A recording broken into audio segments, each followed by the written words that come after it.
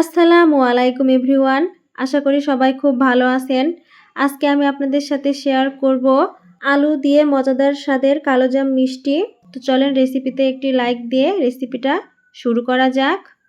তো কালোজামের জন্য এখানে আমি 2টা আলু সিদ্ধ করে ভালো করে ম্যাশ করে নিয়েছি।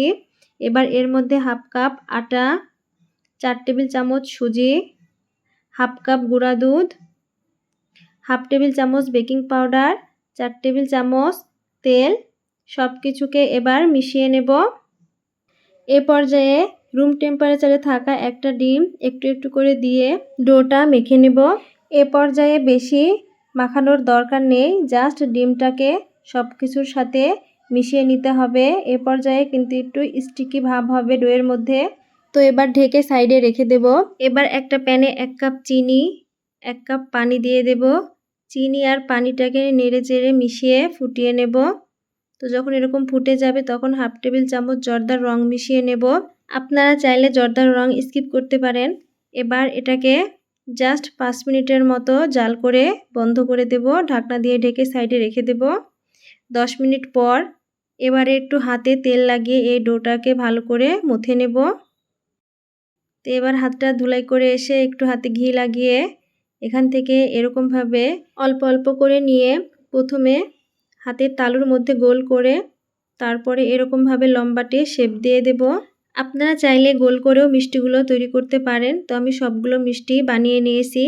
এবার ভাজার জন্য একটা প্যানে পর্যাপ্ত তেল দিয়েছি। আপনারা ভালো করে খেয়াল করলে বুঝতে পারবেন তেলটা কিন্তু খুব বেশি গরম নয়।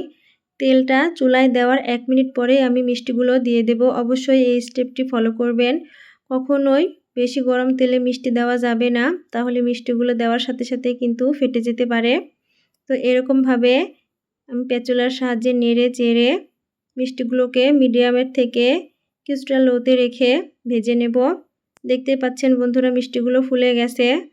তো এ পর্যায়ে চুলার হিটটিকে আরেকটু বাড়িয়ে আমি 2টা পাশ ব্রাউন কালার করে ভেজে নেব। দেখুন কতটা পারফেক্ট কালার এসেছে। তো যখন এরকম ব্রাউন কালার চলে আসবে তখন মিষ্টিগুলো তেল থেকে তুলে নিতে হবে।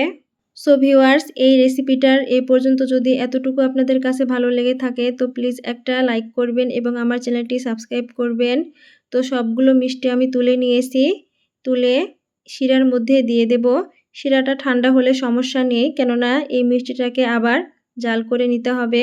তো এবার ঢাকনা দিয়ে মিডিয়াম হিটে আমি আরও 7 থেকে 8 মিনিটের মতো জাল করে নেব।